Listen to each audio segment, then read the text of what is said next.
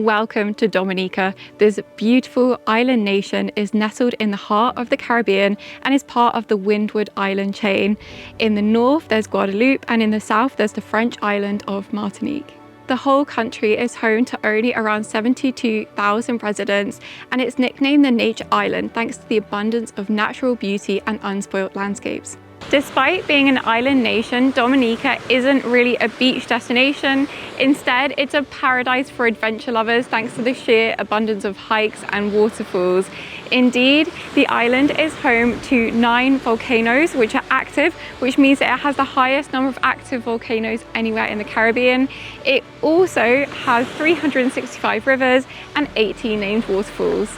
You might also recognize the landscapes of Dominica because they were used to film some of Pirates of the Caribbean. In this video, we're going to show you the best things to do in Dominica, including hidden gems, where to eat, and the top attractions you can't miss.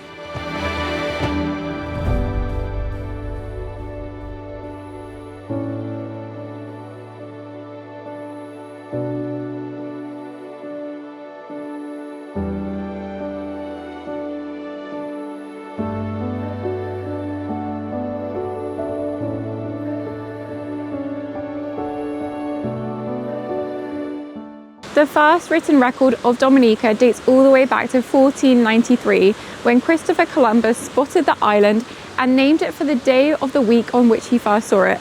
Of course, there were already pre-European people on the island, namely the Kalinago, who still reside there to this day. From the 1700s to the 1900s, Dominica was passed back and forth between the English and the French as a colony. It was finally granted its own independence in the latter half of the 20th century and is now an independent country.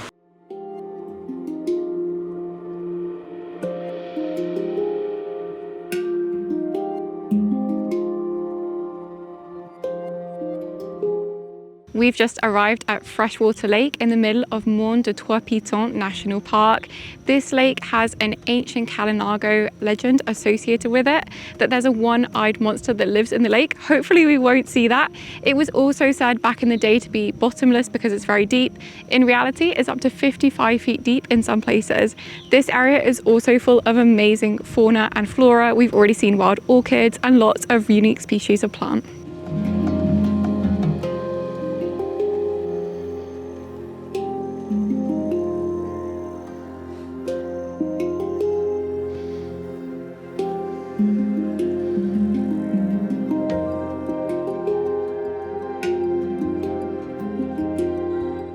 The trail only takes around an hour or so to complete, but because it rains quite often up here, it can often be slippery, so do be sure to wear really good hiking shoes.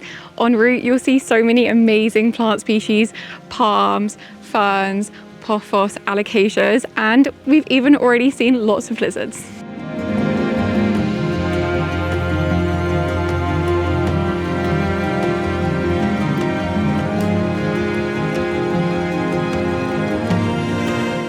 Even though I'm wearing hiking shoes, the normal ones I wear, I wasn't looking out for where I was stepping and I stepped straight into a bog.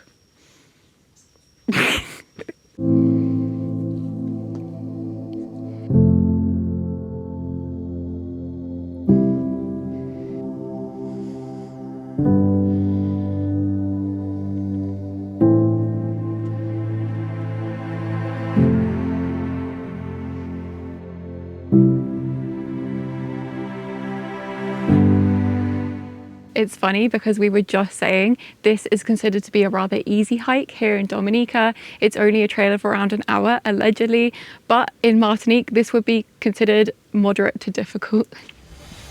Oh, good thing the cord's here.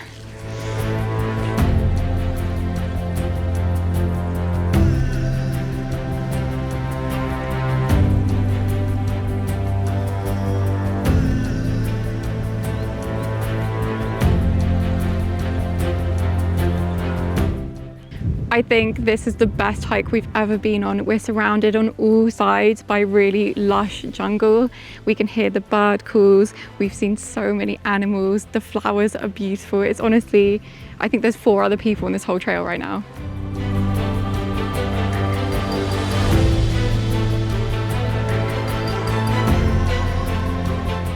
We're now walking down again before we walk up to the third peak. I think it's the final one. If we hadn't stopped to take so many photos of all of the beautiful nature, I think it would have just taken us an hour.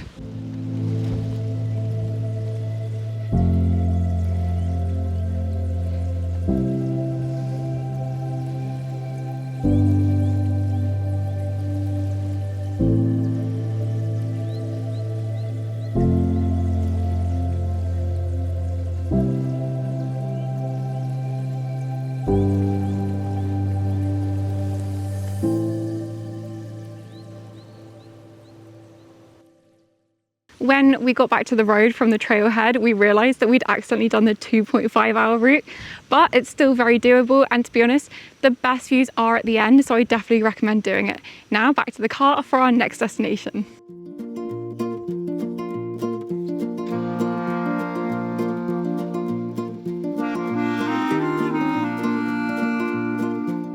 Good Vibes Only is a gorgeous cafe with breathtaking views run by friendly owner Froggy. Here you can get local stews and fresh juices.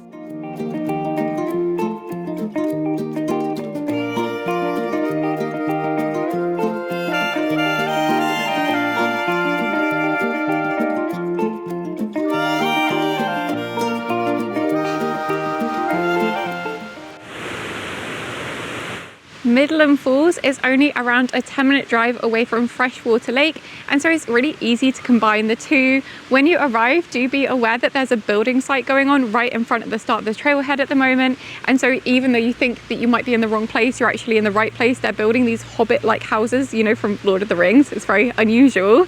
But anyway, the hike is going to take us around 45 minutes, so let's go.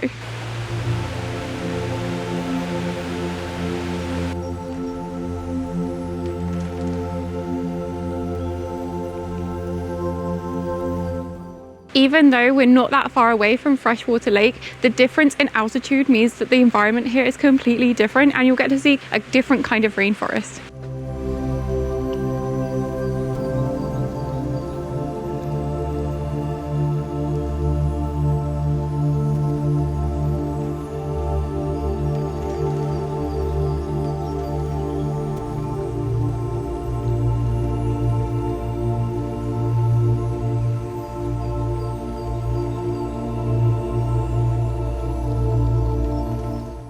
We've almost reached Middleham Falls. As you can probably hear on the audio, the waterfall is really loud, so I think it's going to be really impressive. I do think that the trail probably took more than 45 minutes to walk, but obviously that's fine. If you do want to do this, make sure that you're quiet during the hike. It's good. Because you might see lots of local wildlife. We saw several of the red-rumped agouti. Unfortunately, they're so fast, it was really hard. We couldn't capture it on camera, but they're a local, really large rodent. They're really red-brown in color and really cute.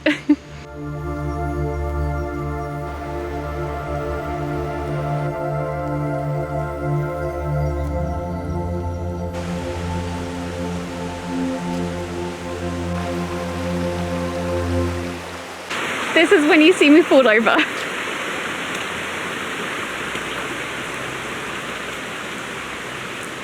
Oh, made it.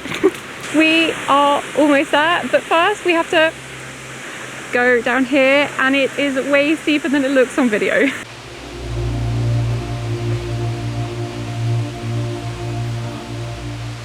Middleham Falls are truly spectacular. There's not just one waterfall, but a number of waterfalls. There's lots of little ones down there, and then the first one is this huge amount of water followed by a second cascade. It's truly stunning. It's really nice they put this viewing platform here for a bit of extra safety, even if coming down was very slippery.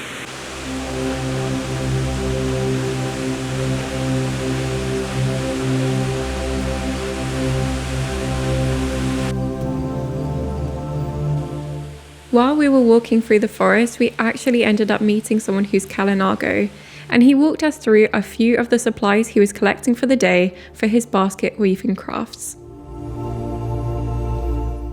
And so you get different colours? Yeah, roots? That's bamboo. Okay. Oh yeah, we saw some further down. Yeah, and that's another vine that we get deeper in the forest. So that's a laundry basket. Oh my gosh, it's so nice. Yeah, that's another one. And how long does it take you to? 2 days. So it's kind of like a process. So you can only collect during certain times of the month? Wow. If you really want to see a waterfall in Dominica, but you're traveling with kids or don't want to do a long hike, then you can head to Trafalgar Falls, because the walk here is only around 10 minutes and the falls are genuinely spectacular. The best day to go is on a day when the cruise ships aren't visiting, because this is one of the more popular destinations. But hopefully, because there's no cruise ship today, we'll be able to see the falls without too many other people around.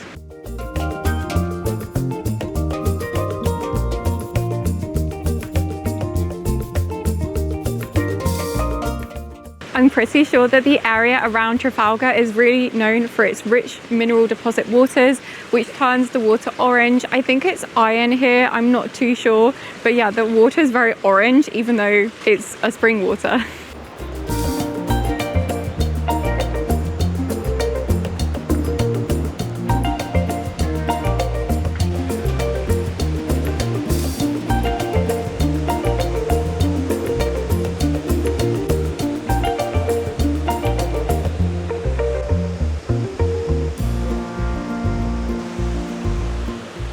So I would say that my verdict is that Trafalgar Falls is definitely worth it, because it's amazing to see two waterfalls side by side. With that being said, I don't think that they can really compare to Middleham Falls that we went to earlier, because the reward of seeing the waterfall at the end of a long hike was just amazing for me. Like, I think that really made it special. This is still beautiful too though.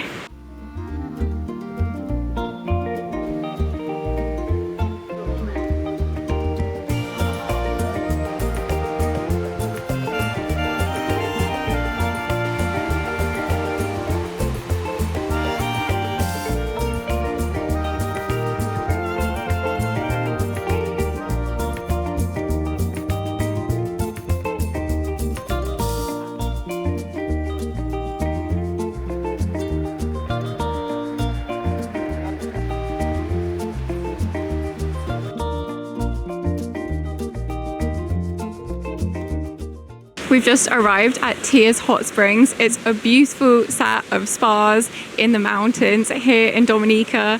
I think the cost was around $10 per person. It's really nice. We mainly have the place to ourselves, as there aren't very many other visitors. There's hot and cold baths here, and the hot ones are genuinely like bathtubs.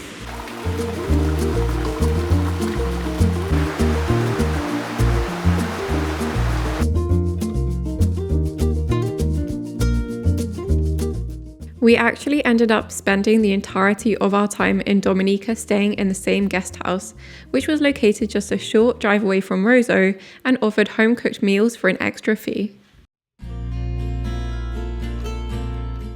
Most mornings, we actually began our day having breakfast in Roseau, which is the capital of Dominica, but more on that in a bit.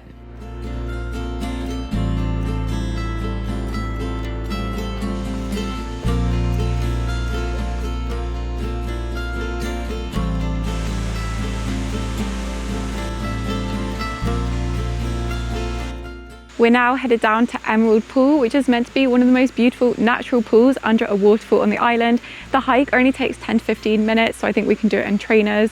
Let's go and see what it has to offer.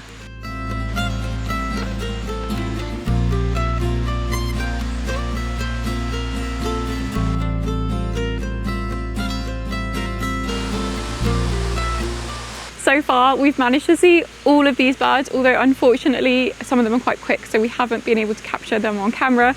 But this one in particular landed on the door of the car yesterday when we were having a picnic.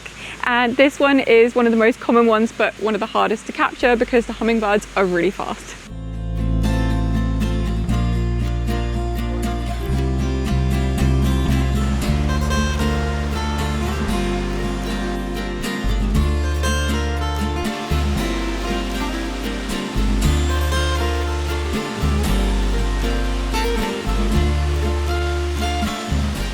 I would say, all in all, the Emerald Pool is even easier to reach than Trafalgar Falls. The only thing to bear in mind is that just like Trafalgar Falls, on days when the cruise ship docks here, it can get very busy, and so you want to come here as soon as it opens to see the pool without anyone in it, as we've done. There are now people swimming because it's very nice, crystal clear water, although it's not very warm.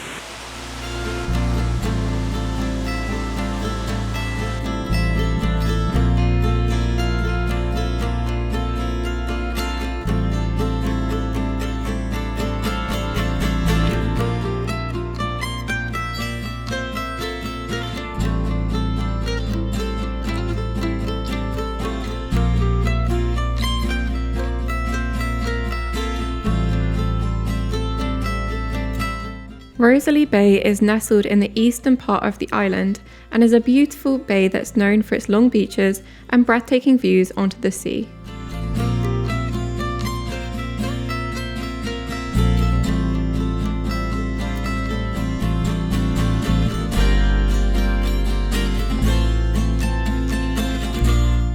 We then carried on down the eastern coast of the island to reach our next hike of the trip.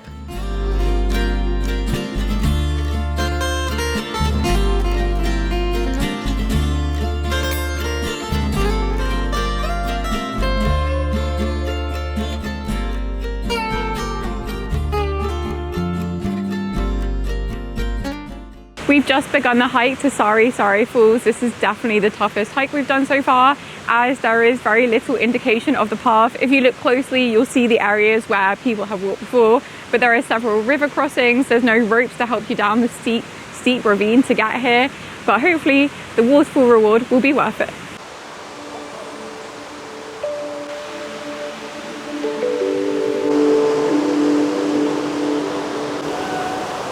I think this is the most beautiful picnic spot we've ever been to. The noise of the water, the jungle, the blue sky, amazing.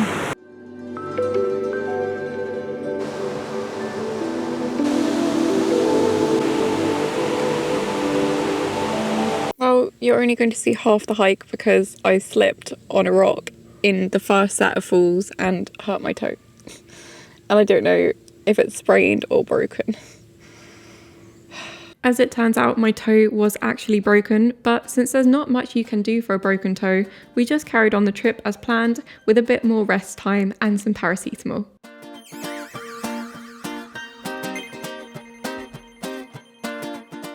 Roseau is the capital of Dominica, and for an amazing bird's-eye view of it, I definitely recommend heading up to Morne Bruce Garrison for sunset. Here you can see the entire town laid out below.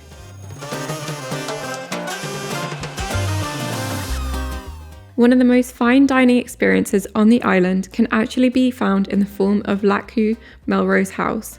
They even had several vegetarian options on the menu and everything was really, really tasty, but it was definitely on the pricier side of things.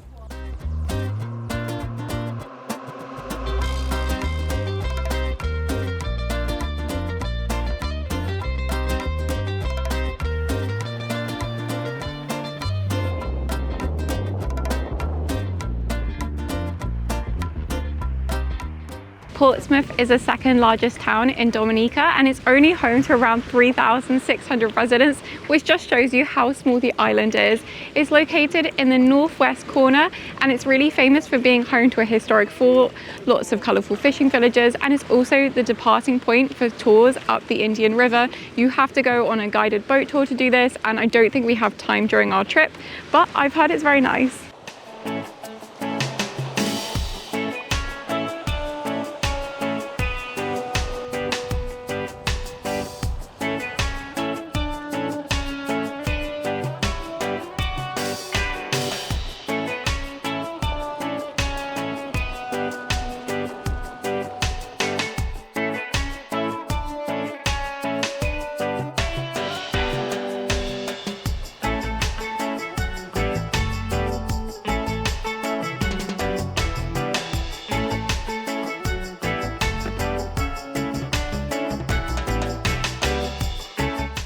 If you head directly north along the coastline from Portsmouth, then you'll come to Carberet's Head.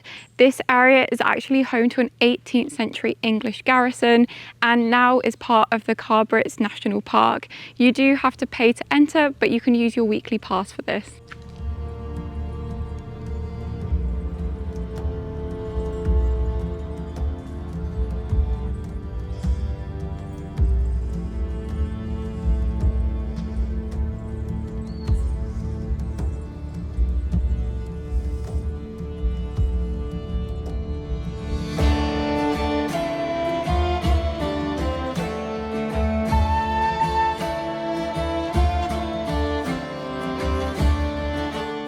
Once you get up to Fort Shirley, you'll be rewarded with amazing views over the rest of the island spread out below. I also find that it's so well maintained here. All of the historical details are really well preserved, and there are also information panels everywhere to give you more explanations. We're also the only people here, which is really surprising considering that it was only a 10-minute walk from the car park, or 20 minutes for me because of my maybe broken toe situation.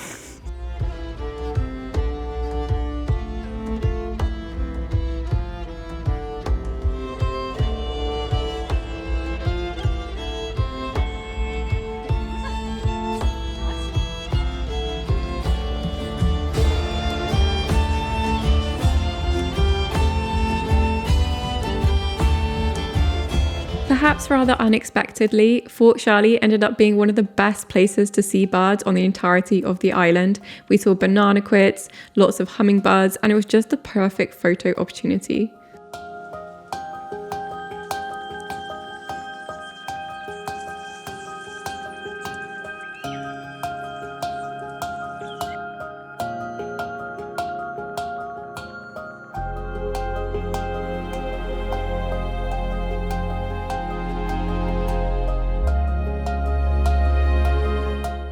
As its name would suggest, Cold Soufriere is actually a cold sulphur spring, and the walk down from the road takes 10 to 15 minutes. Because the north of the island is a lot less touristic than some of the other places that we visited, here you'll often get the trail all to yourself, which means that you can definitely get to see some of the local wildlife more easily.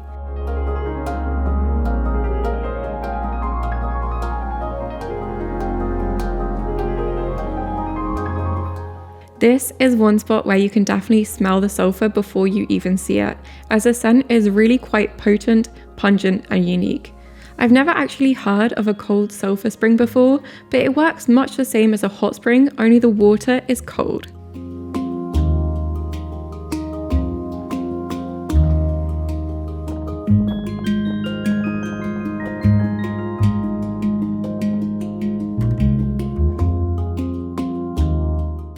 We then drove along the sole road which encircles the north of the island, soaking up the breathtaking views and even meeting some of the local residents.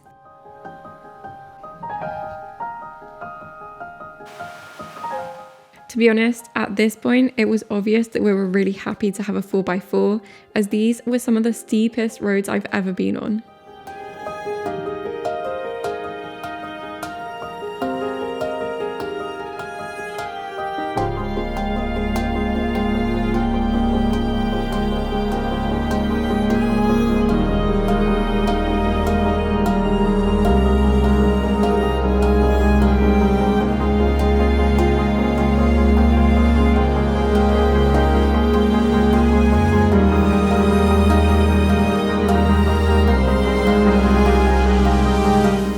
While Dominica isn't particularly well known for its beaches, as many are volcanic and coarse, the best beaches on the island can be found in the beautiful village of Calibishie.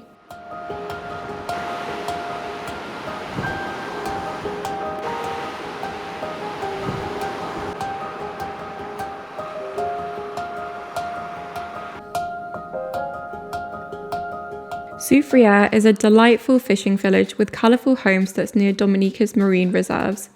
Even when it's raining on the rest of the island, this area is often still sunny, making it a great place to enjoy golden hour after a long day of exploring. The most iconic building in the village dates back to the 18th century and is a Catholic church built out of local volcanic rock.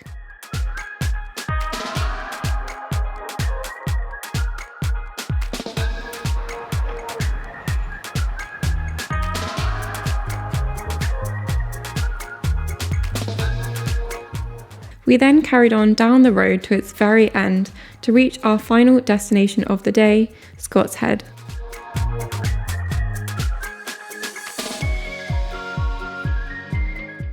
Scott's Head is situated on the southern tip of Dominica and boasts a population of just under 1,000 residents. It's best known for its peninsula, which is connected to the rest of the island by a single stretch of shingle.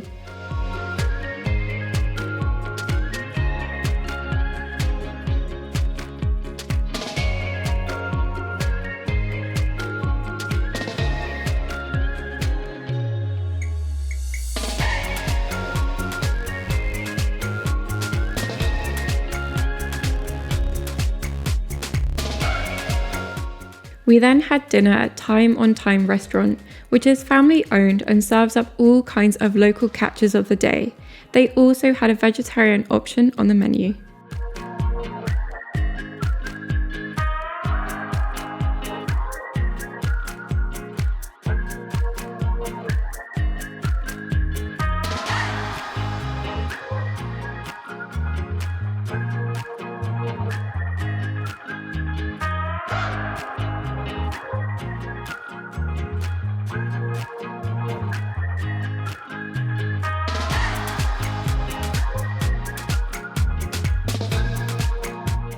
It's our final day in Dominica, which I'm a bit sad about, but we do have some really fun activities planned for today. We're currently on the Syndicate Nature Trail, which is a really beautiful trail in the northwest of the island. It's around 15 minutes to reach a waterfall, but the real draw here is the potential to see some local birds, especially the jacko, which is endemic to the island. It's a really beautiful kind of parrot. Already in the car park, we saw a number of yellow quits, which are named for their yellow bellies, and also some hummingbirds. So let's go and see if we can spot some parrots.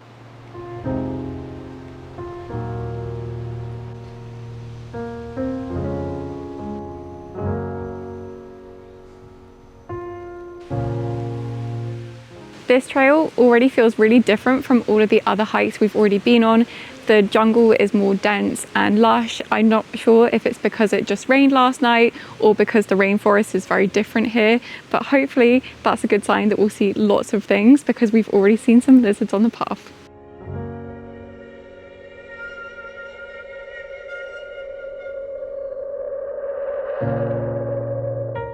I don't know if we're going to have any luck spotting some of the wilder and rarer birds today, but if you want to learn even more about the birds in the local region, then you have to contact Dr. Birdie. He's a specialist. How long have you been doing this for? Oh, God, all my life. Since I was 11, I love birds.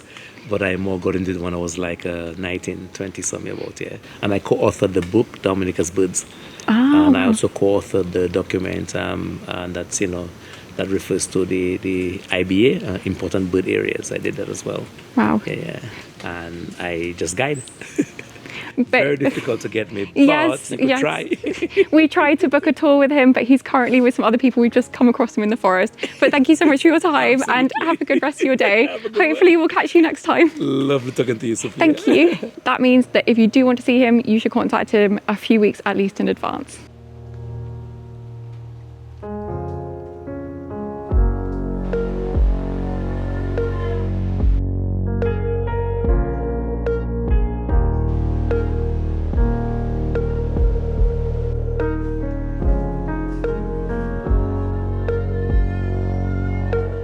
Just as I was starting to give up hope of seeing one of the local parrots, a flock of them flew directly in front of our car, and we even managed to pull over in time to capture them on camera. This was genuinely a highlight of our trip, and honestly one of the best wildlife moments I've ever experienced.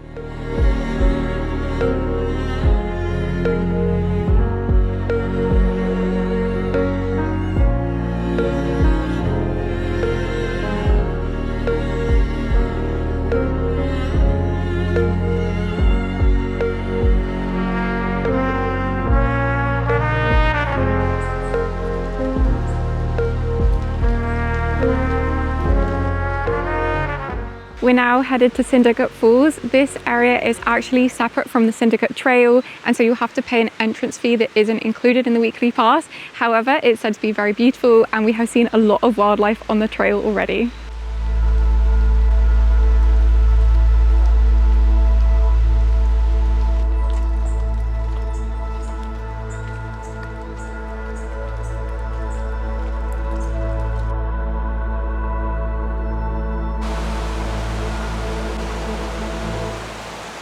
So there are 4 river crossings to get to the falls, but luckily there are these ropes.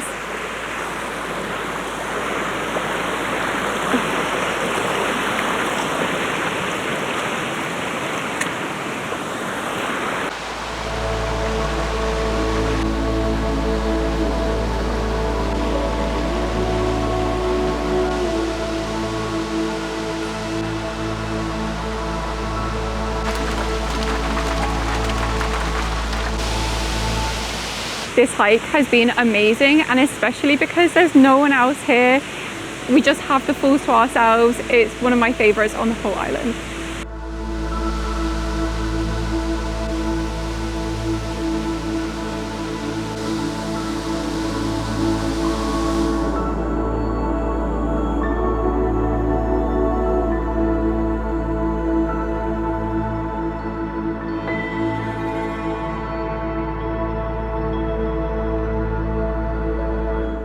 There are a few things to know before visiting Dominica, and I'll run through them now. The first is that Dominica isn't the same place as the Dominican Republic. They're not even pronounced the same because Dominica, as you can tell, is pronounced more with an E sound. The next is that the local currency is the East Caribbean dollar. This is fixed to the US dollar, and you can actually pay for a lot of things in the US dollar, but you'll usually get your cash back in East Caribbean dollars. You can sometimes even pay in euros. And on that note, Dominica is largely a cash-based economy, and so you'll need cash to pay for most things, including restaurants, bars, and even every fuel station on the island, bar 2. English is the official language, which makes getting around really easy. And while we're on the subject of getting around, the best way to get around and see all of the waterfalls, go on the hikes, visit the little villages, is to rent your own car. We rented with courtesy vehicles, but there are a number of other options on the island. If you want to get around without a car, then you can take a private taxi or a bus. You'll recognize the buses because they're normally private drivers, and they all have plates beginning with an H.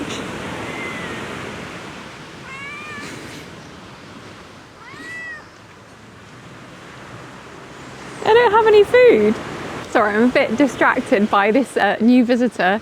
Anyway, as I was saying, getting around is quite easy, but internet can be a little patchy, and so I definitely recommend downloading Google Maps offline. The other thing to note is that everything is done on WhatsApp, so even if you don't have any data or your cell plan working, you can normally WhatsApp businesses to reserve things in advance.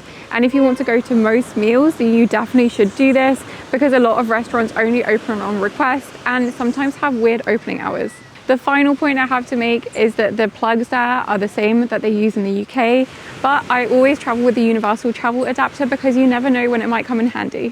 Thank you so much for watching, and don't forget to like and subscribe for more travel content.